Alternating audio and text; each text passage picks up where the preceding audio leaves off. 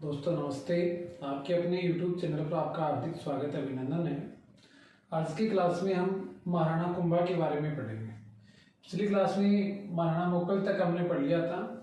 आज कुंभा के संबंध में हम पढ़ेंगे। देखो, महाराणा कुंभा का जन्म कब हुआ था? महाराणा कुंभा का जन्म हुआ था सन 1423 ईस्वी में,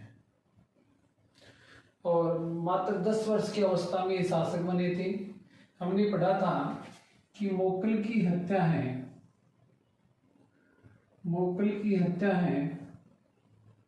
वो चाचा मीरा और महपा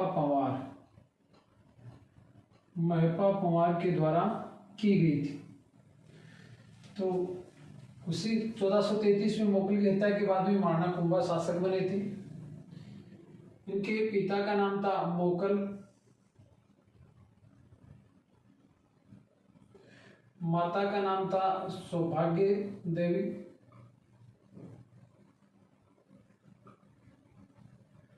इसकी पत्नी या रानी का नाम था मीरा,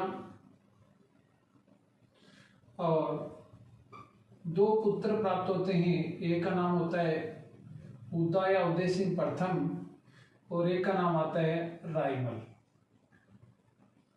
इसके गुरु का नाम था जैनाचार्य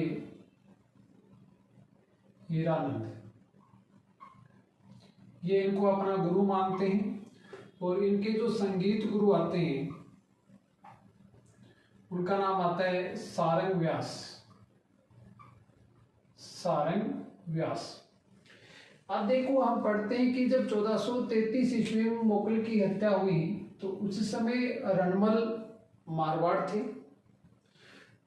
रणमल मारवाड़ से मेवाड़ आते हैं, मोकल को शासक बनाते हैं। अब देखो, मोकल जब शासक बनता है तो इसके सामने कुछ प्रारंभिक समस्याएं थी। प्रारंभिक समस्याएं क्या थी?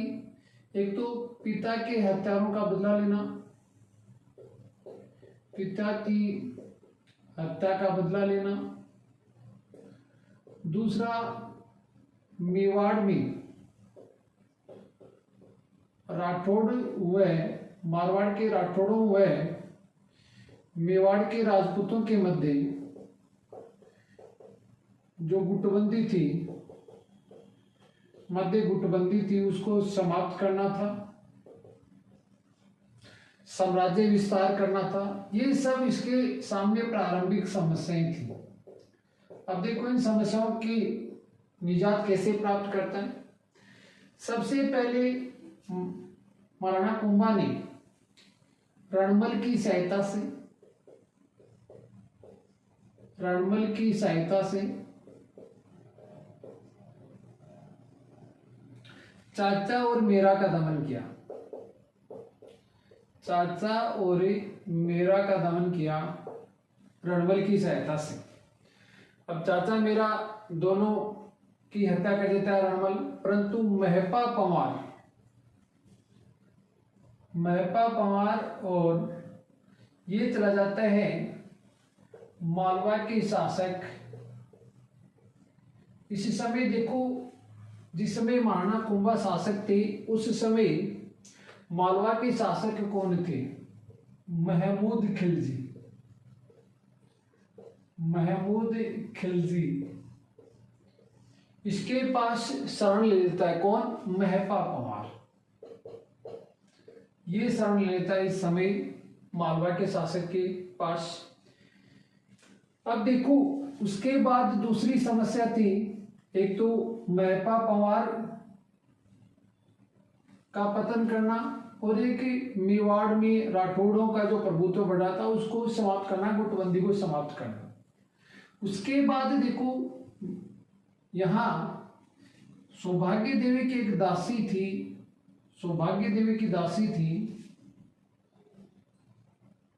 उस दासी का नाम आता है भारमली है। ये रणमल से मिला करती थी। रणमल इसको बहुत ज्यादा चाहता था। तो रणमल है वो शराब के नशे में 1-2 बार इसको बता चुका था बारमली को या इसको कह चुका था कि किस प्रकार से महाराणा कुंभा की हत्या वो करना चाहता है और मेवाड़ में और मारवाड़ के राठौरों का प्रभुत्व स्थापित करना चाहता है। तो इसी बारहमली के सहयोग से और कुंभा ने रणमल की हत्या करवाई 1438 में, जहर देकर, विष देकर और रणमल की हत्या करवा दी। जिस समय रणमल की हत्या हुई उस समय इसका पुत्र होता है जिसका नाम आता है राव जोधा, वो मेवाड़ में ही था। जैसे इन्हें पिता की मृत्यु की हत्या का समाचार मिला, ये राव जोधा है मेवाड़ छोड़कर मारवाड़ की ओर चल पड़ा, मेवाड़ छोड़कर मारवाड़ की ओर चल पड़ा और इसके पीछे सेना लगती है। मेवाड़ की सेना इसका पीछा करती है, मेवाड़ की सेना इसका पीछा करती है और ये है बीकानेर में काहोनी नामक स्थान पर शरण लेता है, काहोनी में जाकर शरण लेता है। और मेवाड़ की सेना जो मांडू चला गया था राणा चूड़ा, कुंवर चूड़ा, वो अब वापस आ चुका था। उस राणा चूड़ा ने मंडोर पर अधिकार कर लिया। उसके पश्चात राव जोधा है कुंभा की दादी जिसका नाम होता है हंसाबाई, हंसाबाई के पास आता है और हंसाबाई की मध्यस्थता से इनके मध्य समझौता होता है राव जोधा व कुंभा के मध्य। तो राव जोधा और कुंभा के मध्य संधि होती है, उस संधि को कहते हैं आवल बावल की संधि, आवल बावल की संधि। और ये संधि सन 1453 ईस्वी में होती है तथा राव जोधा ने अपनी पुत्री श्रृंगार देवी का विवाह है, श्रृंगार देवी का विवाह है कुंभा के बेटे रायमल के साथ कर दिया जाता है ताकि वैवाहिक संबंध स्थापित हो जाए, तो जो विमर्शता थी वो दूर हो जाए और सोजत को आधार मानते हुए, सोजत को आधार मानते हुए सीमा का निर्धारण किया जाता है। तो सीमा निर्धारण है वो किसको माना जाता है? सोजत को सीमा निर्धारण मानते हुए सीमा दोनों के मध्य स्थापित कर दी जाती है और दोनों के मध्य आवल बावल की संधि हो जाती है। इस प्रकार मेवाड़ मारवाड़ के मध्य सुलह हो जाती है और यहाँ से ये समस्या भी समाप्त हो जाती है। अब देखो समस्या क्या रह गई थी? महपा पंवार वाली समस्या रह गई थी। तो जैसे कुंभा को पता चला कि महपा कुंवर मालवा चले गए हैं, तो उन्होंने मालवा के शासक को पत्र लिखा और मालवा के शासक को पत्र क्या लिखा कि मेरा जो पिता का हत्यारा है महपा कुंवर है उसको सौंप दो, यदि नहीं सौंपोगे तो युद्ध के लिए तैयार हो जाओ। अब मालवा के शासक थे महमूद खिलजी, उन्होंने इसे सौंपने से मना कर दिया। तो देखो इधर तो है महाराणा कुंभा, महाराणा कुंभा, यहां है मालवा, इसी समय गुजरात, और एक पड़ोसी राज्य आता है नागौर। नागौर में शासक था फिरोज खान का। गुजरात में शासक था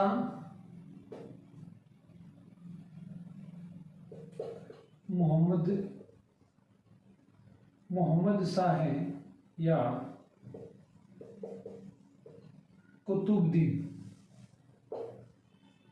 मोहम्मद शाह कुतुबुद्दीन। कुतुबुद्दीन का शासक था। मालवा में शासक था महमूद खिलजी, महमूद खिलजी का शासन माना जाता है कहाँ? मालवा में।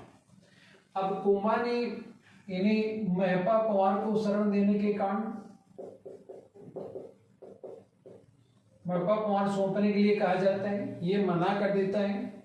तो कुंभा और महमूद खिलजी के मध्य सन 1437 में युद्ध हुआ, इसे कहते हैं सारंगपुर का युद्ध, सारंगपुर का युद्ध। इस सारंगपुर के युद्ध में महमूद खिलजी परास्त हो जाता है और कुंभा विजयी हो जाता है। महमूद खिलजी इस युद्ध से मांडू चला जाता है और मांडू से खिलजी को बंदी बना लिया जाता है और लगभग 6 माह तक बंदी बनाए रखा। किसने? कुंभा ने। किसको? महमूद खिलजी को। 6 माह पश्चात इसको छोड़ दिया, बरी कर दिया। ये कुंभा की सबसे बड़ी भूल मानी जाती है, क्योंकि फिर महमूद खिलजी ने बार बार आक्रमण किए मेवाड़ राज्य पे, जिनमें मुख्यतः जैसे कुंभलगढ़ आता है, गागरोन आता है, हर जगह उन्होंने बार बार आक्रमण करने का कार्य किया था। तो 1437 में सारंगपुर का युद्ध हुआ। इस युद्ध में कुंभा की विजय हुई, महमूद खिलजी परास्त हुआ। 6 माह पश्चात बंदी बनाए रखा, 6 माह पश्चात खिलजी को छोड़ दिया जाता है। और इस विजय के उपलक्ष्य में महाराणा कुंभा ने विजय स्तंभ बनवाया। विजय स्तंभ, कीर्ति स्तंभ जिसे कहते हैं, विजय स्तंभ का निर्माण 1440 से 1448 के मध्य हुआ था। और इसी स्थान पर कीर्ति प्रशस्ति की रचना करवाई थी। कीर्ति प्रशस्ति जिसके रचयिता कवि अत्रि, उसके पुत्र महेश मुख्यतः आते हैं। कीर्ति प्रशस्ति से कुंभा की सांस्कृतिक और राजनीतिक उपलब्धियों की जानकारी हमें प्राप्त होती है। सांस्कृतिक और राजनीतिक जानकारियां हमें कीर्ति प्रशस्ति से प्राप्त होती है। ये एक 9 मंजिला इमारत है और इसकी जो तीसरी मंजिल है उस पर अल्लाह है शब्द लिखा हुआ है। 9 बार अल्लाह है शब्द लिखा हुआ है। कौन सी मंजिल पर? तीसरी मंजिल पर। इसकी जो ऊपरी मंजिल थी उसको हानि पहुंचने के कारण स्वरूप सिंह ने उसका पुनरुद्धार करवाया था। तो विजय स्तंभ है, इसका निर्माण या कीर्ति स्तंभ का निर्माण किसके द्वारा किया गया है? महाराणा कुंभा के द्वारा करवाया गया। यही विजय स्तंभ है। यह वर्तमान में राजस्थान पुलिस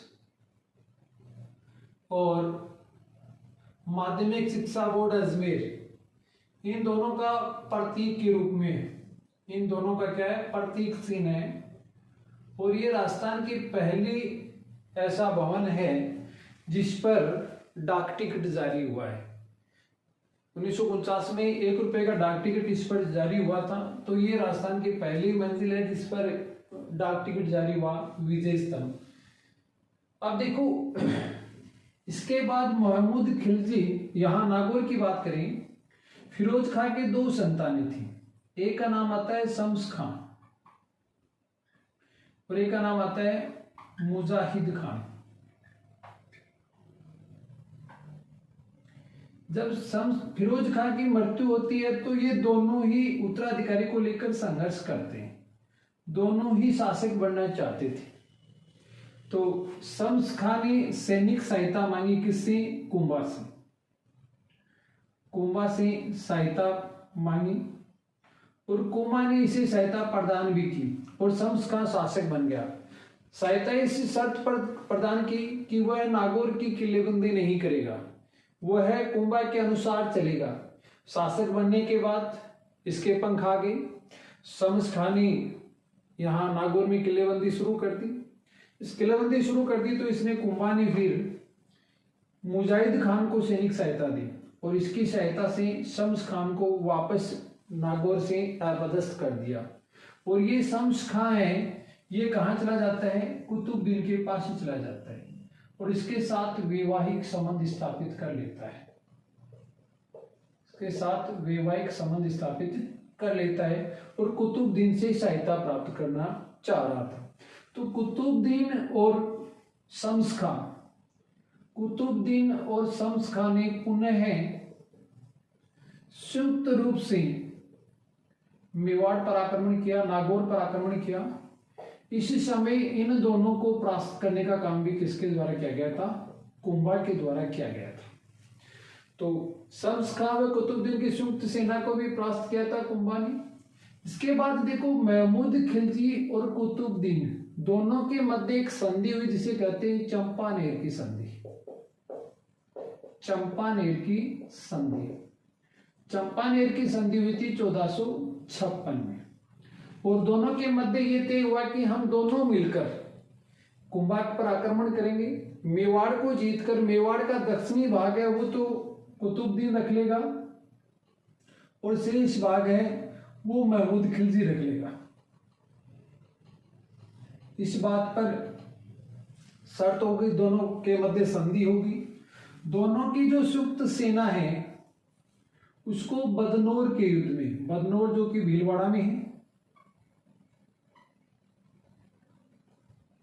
बदनौर के युद्ध में दोनों सेनाओं को पुनः कुंभा के द्वारा परास्त कर दिया जाता है और ये संधि यहां विफल हो जाती है।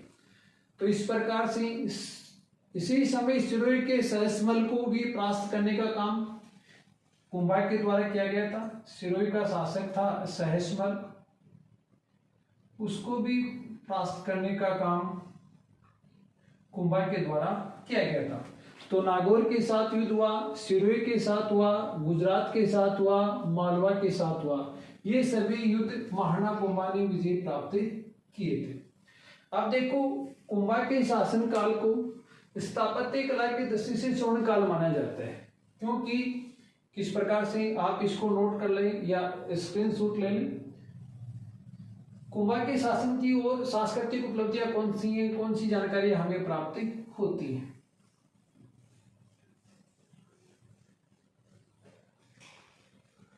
महाराणा कुंभा श्यामल दास ने एक पुस्तक लिखी है जिसका नाम आता है वीर विनोद।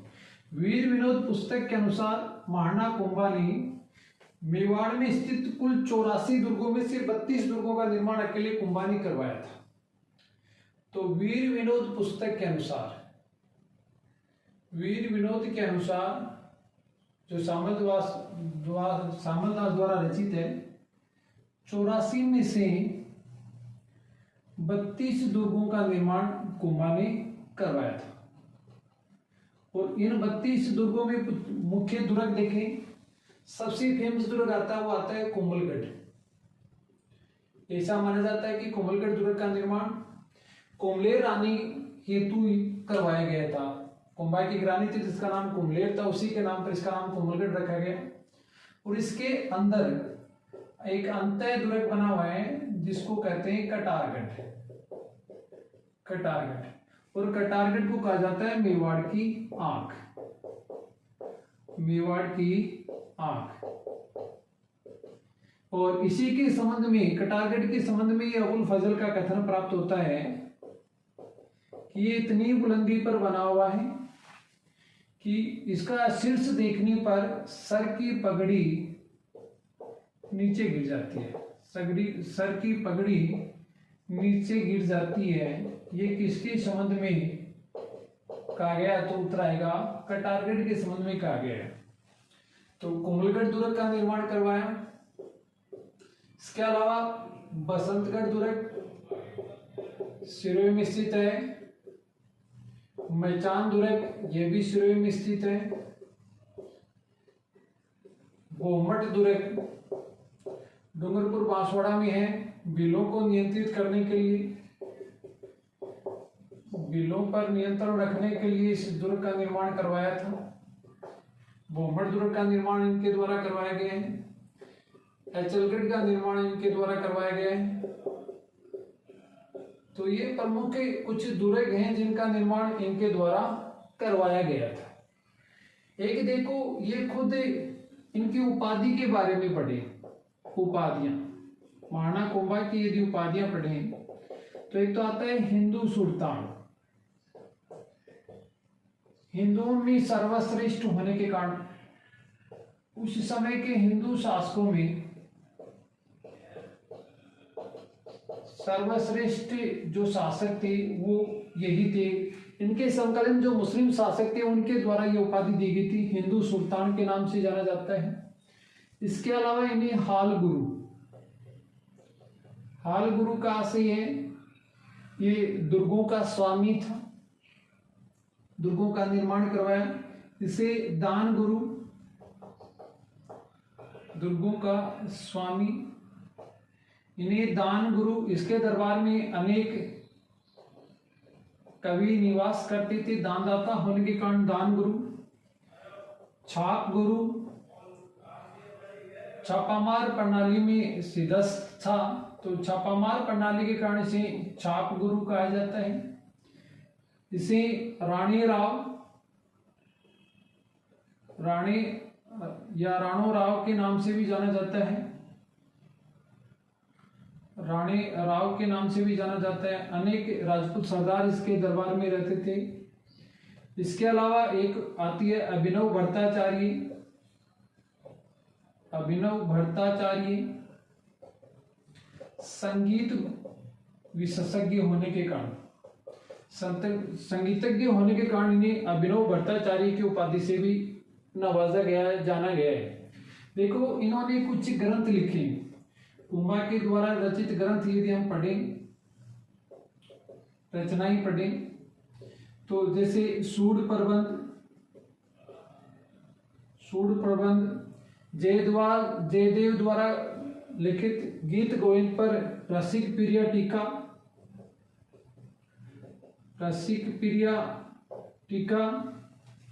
संगीत राज, ये 5 खंडों में विभक्त है। संगीत मीमांसा,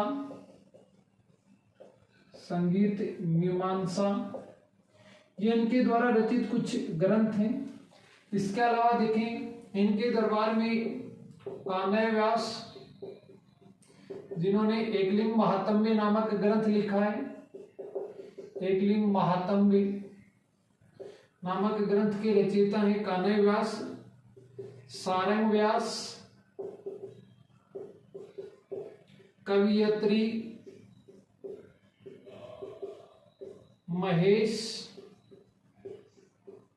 महेश भट्ट, नापा पामा पूंजा, ये अन्य विद्वान इसके दरबार में रहा करती थी। इनकी स्वयं की पुत्री थी, उनकी पुत्री का नाम आता है रमाबाई। रमाबाई का विवाह जूनागढ़ रियासत के मंडली के साथ हुआ था, जिस पर बहादुर शाह ने आक्रमण करके परास्त कर दिया था। फिर ये जूनागढ़ छोड़कर वापस मेवाड़ आ गई थी और मेवाड़ में इन्हें जावर की जागीर प्रदान की थी। तो जावर की जो जागीर है वो कुंभा के द्वारा किसको प्रदान की गई थी? रमाबाई को। ये भी संगीत शास्त्र में सिद्धस्थ थी, संगीत शास्त्र की जनक थी। इसे वागीश्वरी के नाम से भी जाना जाता है। वागीश्वरी इसकी उपाधि प्राप्त होती है, रमाबाई के संबंध में जानकारी प्राप्त होती है। और ऐसा माना जाता है कि महाराणा कुंभा अंतिम समय में उन्माद नामक रोग से पीड़ित हो गई थी, उन्माद नामक रोग से पीड़ित हो गई थी और वो अपना अंतिम समय अधिकांशतः कुमलगढ़ दुर्ग में कटारगढ़ के समीप ही व्यतीत करते थे। सन 1468 ईस्वी में ये मामा का जो तालाब है उसके समीप बैठे थे।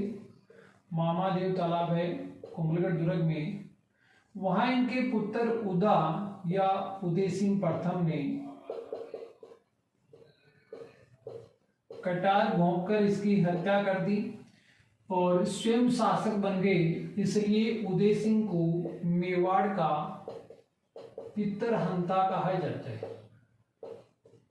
पिता की हत्या करने वाला। जैसे मारवाड़ का पढ़ते हैं तो राव गंगा की हत्या करके शासक बना था, वैसे ही मेवाड़ का पितरहंता किसे कहा जाता है? तो उदय सिंह प्रथम 1468 में शासक बने। 1468 से लेकर 1473 तक का शासनकाल आता है, वो किसका आता है? उदय सिंह प्रथम का आता है। और 1473 से लेकर 1509 तक रायमल का शासन आता है, जो कि कुंभा के दूसरे पुत्र माने जाते हैं। ये सब जानकारी हमें महाराणा कुंभा से प्राप्त होती है।